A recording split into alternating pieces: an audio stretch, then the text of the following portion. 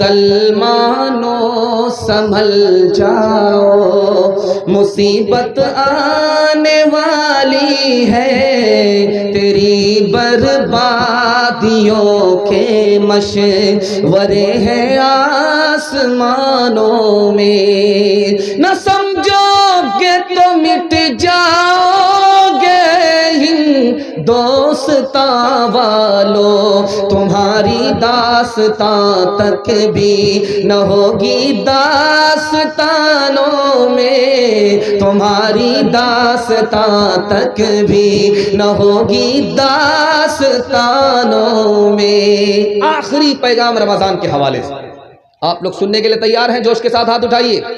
آپ لوگ تھک گئے ہیں میں جانتا ہوں، لیکن آپ کا حوصلہ ابھی تک جوان ہے۔ دل سے دعا نکلتی ہے اللہ آپ کی ہر بیماری کو دور فرمائے۔ دھیان سے سنیے گا، رمضان جب آئے گا تو خوب برکت ہوتی ہے، کھانا بھی بے حساب رہتا، بچ جاتا ہے، ختم نہیں ہوتا۔ اب دیکھیں گے پیسہ کہاں سے آ جاتا ہے آدمی سوچ نہیں سکتا، انتظام کہاں سے ہو جاتا ہے آدمی سوچ نہیں سکتا۔ یہ راز آپ کو بتا رہا ہوں کہاں سے آتا۔ رمضان سے پہلے وہ نعمت ہم کو کھانا نصیب نہیں، اور اس کو بار بار ہم لوگ کھاتے ہیں۔ وہ پہننا نصیب نہیں، وہ پہننے کو مل جاتا ہے۔ یہ رمضان میں برکت کہاں سے آتی ہے یہ راز بتا رہا ہوں، دھیان سے سنیے گا۔ پوری دنیا کا مسلمان ایک وقت میں نماز پڑھ رہا ہے، اس لیے اللہ آسمان سے چھپر پھاڑ کر کے برکت بھیج رہا ہے۔ پوری دنیا کا مسلمان ایک وقت میں نافرمانی نہیں کر رہا ہے، اللہ کی فرما برداری کر رہا ہے، اس کی برکت ہے، اللہ چھپر پھاڑ کر کے دے رہا ہے۔ مسلمان جب ایک ساتھ کھڑا ہو جاتا ہے فرما برداری کے لیے، اتحاد کے دامن کو مسلمان پکڑ لیتا ہے، تو اللہ ایسے دودھ دیتا ہے آسمان کو جیسے ہم گائے سے دودھ کو دودھ لیتے ہیں۔ اس لیے میں آپ سے کہنا چاہ رہا ہوں، اگر رمضان سے پہلے بھائی بھائی کا جھگڑا ہے تو ختم کر لیجیے۔ ہاتھ اٹھائیے، بھائی کو معاف کریں گے، ہاتھ اٹھائیے انشاءاللہ۔ اگر بیوی سے نفرت ہے، ماں باپ سے نفرت ہے، تو میں ہاتھ جوڑ کے کہتا ہوں رمضان سے پہلے اس نفرت کو بھول جائیے، محبت کرنے کا وعدہ کیجئے، انشاءاللہ محبت کریں گے۔ تیسری چیز، آپ کا بھائی غریب ہے، آپ سے حالت اس کی اچھی نہیں ہے، آپ رمضان سے پہلے وعدہ کیجئے کہ ہم ان کی مدد کریں گے، انشاءاللہ آپ کا رشتہ بھائی سے ایسا مضبوط ہوگا کہ کوئی کاٹ نہیں سکتا، کوئی توڑ نہیں سکتا۔ ہاتھ اٹھا کر کے وعدہ کیجئے دوسرے کی مدد کریں گے انشاءاللہ۔ اب میں آپ کو راز بتا رہا ہوں، دھیان سے سنیے گا۔ 3 آدمی بیٹھے ہوئے تھے چائے کی دکان میں، چائے پی رہے تھے۔ اس میں ایک مسہر بیٹھا ہوا تھا، ایک ڈوم بیٹھا ہوا تھا، ایک مسلمان تھا۔ 3 آدمی تھے بیٹھے ہوئے۔ یہ مسلمان کہتا ہے ڈوم سے کہ تو میرا بھائی ہے، تیرے ماں باپ بھی ایک ہے، وہی ہمارے ماں باپ۔ مسہر سے کہہ رہا ہے، دلت سے کہہ رہا ہے کہ تمہارے ماں باپ ایک، تو میرا بھائی بھائی ہے۔ تو دونوں نے کہا، مسہر نے اور ڈوم نے کہا، اگر تو میرا بھائی ہے تو میرا جوٹھا پی کر کے دیکھا، میں چائے پی رہا ہوں، میرا جوٹھا پی کر کے دیکھا۔ ڈوم نے پیا تھا تو مسہر سے کہا تم میرا جوٹھا پی کر کے دکھاؤ، تو اس نے پی کر کے دکھا دیا۔ اب باری آئی مسلمان کی، جوٹھا پینا ہے، دعویٰ ہے کہ تم بھائی ہو تو ثابت کرو، جوٹھا پی کر کے دکھاؤ۔ تو مسلمان کہتا ہے کہ میں تو پی لیتا، کیا کیجئے گا، میرا روزہ ہے، جیسے پیوں گا میرا روزہ ٹوٹ جائے گا۔ تو وہ ڈوم کہتا اگر تمہارا روزہ تھا تو چائے کی دکان میں کیوں بیٹھا ہوا ہے، ضرور گھوٹالہ ہے۔ تیسری مثال آ رہی ہے، دھیان سے اس کو سنیے گا۔ ایک نوجوان غیر مسلم کا پچھم کی طرف پیشاب کر رہا تھا، ایک بوڑھے نے دیکھا، لاٹھی اٹھائے، کہ کم وقت کہیں کہ پچھم میرا قبلہ ہے، کعبہ ہے، تو پچھم کی طرف پیشاب کیوں کر رہا؟ کہا معاف کر دیجیے گا، مجھے پتا نہیں تھا، میں غیر مسلم ہوں۔ اگلے دن دیکھا کہ وہی بوڑھا مسلمان پچھم کی طرف پیشاب کر رہا ہے۔ اب یہ جوان رک گیا کہ ذرا چچا سے پوچھیں گے، کل تو یہ لاٹھی اٹھا رہے تھے، آج خود ہی پچھم کی طرف پیشاب کر رہا۔ کہا کہ چچا کل میں پیشاب کر رہا تھا، آپ لاٹھی اٹھا رہے تھے، برا مان رہے تھے، آج آپ خود پچھم کی طرف پیشاب کر رہے ہیں۔ تو بڑے امی نے کہا کہ تمہیں اس سے کیا لینا دینا، قبلہ میرے باپ کا ہے کہ تیرے باپ کا؟ جماعت والے آگے مسجد میں، کمیٹی نے روک لیا کہ تراویح 8 رکعت ہے یا 20 رکعت ہے۔ تو جماعت والے پھنس گئے، اب کریں تو کیا کریں؟ 8 بتائیں گے، اگر پوچھنے والا 8 پڑھتا ہے تب تو پڑھنے دے گا، اگر پوچھنے والا 20 پڑھتا ہے تو نکال دے گا۔ تو اس نے کہا کہ ارے بھائی آپ کیوں پوچھ رہے ہیں؟ نہیں، جب تک ثابت نہیں کرو گے کہ تراویح 8 رکعت ہے یا 20 رکعت ہے مسجد میں داخل ہونے نہیں دیں گے۔ تو انہوں نے دماغ لگایا، دیکھیے صاحب جو لوگ 8 رکعت تراویح پڑھتے ہیں وہ بہت کم پڑھتے ہیں، جو لوگ 20 رکعت پڑھتے ہیں وہ بہت زیادہ پڑھ لیتے ہیں، لیکن پڑھتے دونوں ہیں۔ ہم تو چاہے 8 رکعت پڑھیں گے چاہے 20 رکعت پڑھیں گے دونوں۔ آپ اس سے سوال جواب کیجئے جو یہ بھی نہیں پڑھتے وہ بھی نہیں پڑھتے۔ انشاءاللہ مسلک کے جھگڑے سے، بھائی کے جھگڑے سے، زمین جائیداد کے جھگڑے سے ہم لوگ الگ ہو جائیں گے، بھائی بھائی بن کر کے ایک اور نیک بن کر کے زندگی گزاریں گے۔ ہاتھ اٹھائیے انشاءاللہ۔ تدبیر سے بگڑی ہوئی تقدیر بنا لے، تقدیر بنا لے، اپنے پہ بھروسہ ہے تو یہ داؤ لگا لے، یہ داؤ لگا لے۔ کیا خاک وہ جینا ہے، کیا خاک وہ جینا ہے جو اپنے ہی لیے ہو، خود مٹ کے کسی اور کو مٹنے سے بچا لے، مٹنے سے بچا لے۔ عورتوں کے حوالے سے آخری پیغام سننے کے لیے مکمل تیار ہے؟ دونوں ہاتھ اٹھائیے انشاءاللہ جوش کے ساتھ۔ بالکل آخری پیغام عورتوں کے حوالے سے سنا رہا ہوں۔ ماں باپ سے زیادہ سالی پر مہربان ہوں گے، ہاتھ اٹھائیے انشاءاللہ۔ بیوی سے پوچھ کر کے ماں باپ کو خرچہ دیں گے، ہاتھ اٹھائیے انشاءاللہ۔ بیوی سے پوچھ کر کے داڑھی رکھیں گے، ہاتھ اٹھائیے انشاءاللہ۔ یہ دیکھیے کہاں ہے یہ لوگ، ان لوگوں کا جنازہ پڑھیں، یہ لوگ زندہ نہیں۔ دھیان سے سنیے گا۔ پنجاب سے شوہر آیا اور بیوی سے کہتا ہے کہ بڑا اچھا بندر مل رہا تھا، پیسہ رہتا تو تمہارے لیے خرید کر کے لیا۔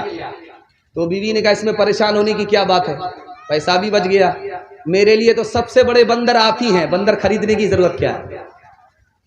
بیوی نے شوہر سے پوچھا جب مہمان آتے ہیں تو میٹھی میٹھی بات کرتے ہیں آپ، جب مہمان چلا جاتا ہے تو آپ لاٹھی سے بات کرتے ہیں۔ تو شوہر نے کہا جیسی تو ہے ویسا میں، جب تو بازار جاتی ہے تو بن ٹھن کر کے جاتی ہے، بنارسی ساڑی پہن کر کے جاتی ہے، اور جب گھر میں رہتی ہے تو اٹیچر پھٹیچر رہتی ہے، جیسی تو ہے ویسا میں۔ ایک عورت آئی جھاڑ پھونک کرنے والے کا، یہ الٹا چرخا چلانے والا بھی ناظم ہے، جھاڑ پھونک کرنے والے کے پاس آئی اور کہا کہ میرا شوہر مجھ کو بات بات پر مارتا، کوئی ایسی ترکیب کر دیجئے کہ وہ کبھی ہاتھ ہی نہ اٹھائے۔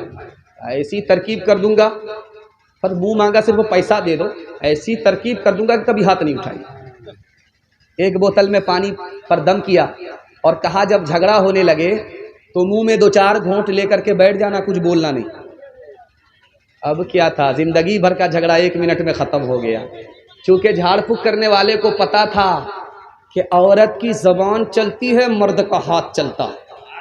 اگر مرد ہاتھ کو قابو میں رکھے، عورت زبان کو قابو میں رکھے تو ٹوٹا پھوٹا گھر جنت بن جاتا ہے۔ دھیان سے اس کو سنیے گا۔ داماد بہت چالو ہوتا ہے، جب اس کو پتا چلتا ہے کہ گھر میں کھانا اچھا نہیں ہے تو سیدھے سسرال بھاگتا ہے مرغا کھانے کے لیے۔ ساس نے سمجھ لیا ایک دن مرغا کھلائیں گے، ہر دن آئے گا، ایک ہی دن ایسا سبق سکھائیں گے کبھی نہیں آئے گا۔ جیسے ہی سسرال پہنچا ساس نے کھچڑی بنا کر کے دے دی۔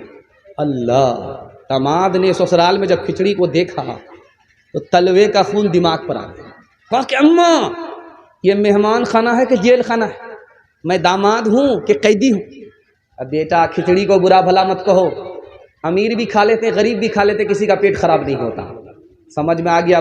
بڑھیا بہت چالو ہے، مرغا بچانے کی پلاننگ ہے۔ تو داماد نے کہا کہ اماں روکھا سوکھا کیسے کھایا جائے گا، یہ روکھی سوکھی کھچڑی کیسے کھائی جائے گی، گھی تو دے دیتے۔ بڑھیا 1 نمبر کی کنجر تھی، کنجوس تھی، مکھی چوس تھی، کھوٹھی میں چھپا کر کے گھی کو رکھا تھا۔ ایک شاعر شعر پڑھ رہا تھا تو سارے لوگ آ کر کے 10 روپیہ ہی دیتے تھے، اس سے زیادہ نہیں دیتے۔ تو شاعر نے کھسیا کر کے کہا کہ آپ لوگ سے بڑا کنجر میں نے کہیں نہیں دیکھا، کوئی بھی 10 کے نوٹ سے اوپر کوئی نوٹ دیتا ہی نہیں ہے۔ ایک بوڑھا کھڑا ہوا 100 کا نوٹ لے کر کے لا کر کے دے دیا، کہا حاجی صاحب آپ نے آبرو رکھ لیا، ہم تو سمجھ رہے تھے کہ سارے بخیل ہیں لیکن ماشاءاللہ آپ سخیوں کے سخی ہیں۔ حاجی صاحب پھر بھی کھڑے ہیں، شاعر شعر پڑھ رہا ہے۔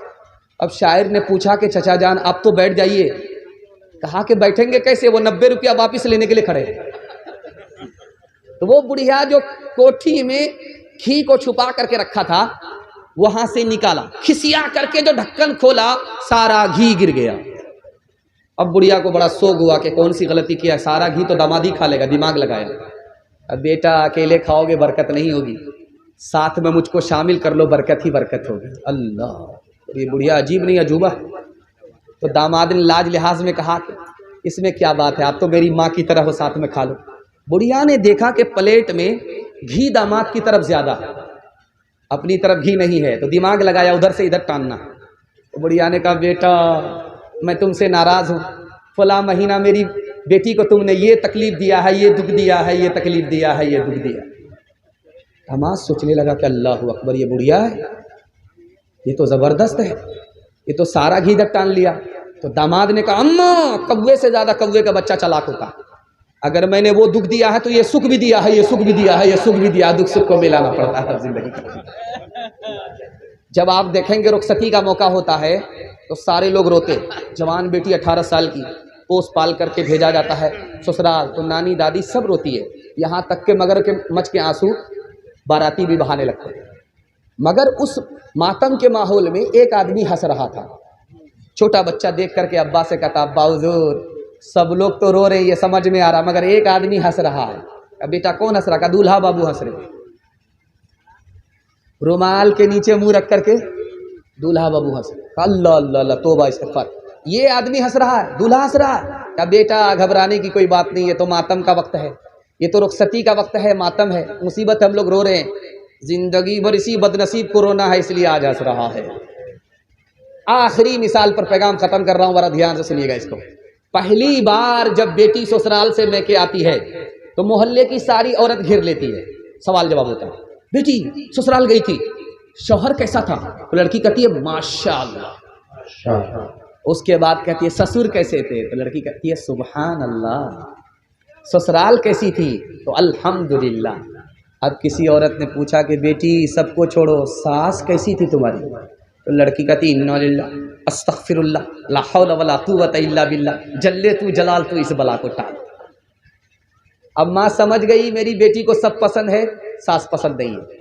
तो माँ ने कहा बेटी तेरे जवाब से मुझे अंदाज़ा हो गया कि सास पसंद नहीं, लेकिन बेटी मेरे सवाल का जवाब दो, पहली बार जब मैके से ससुराल गई थी तो कौन लेकर के गई?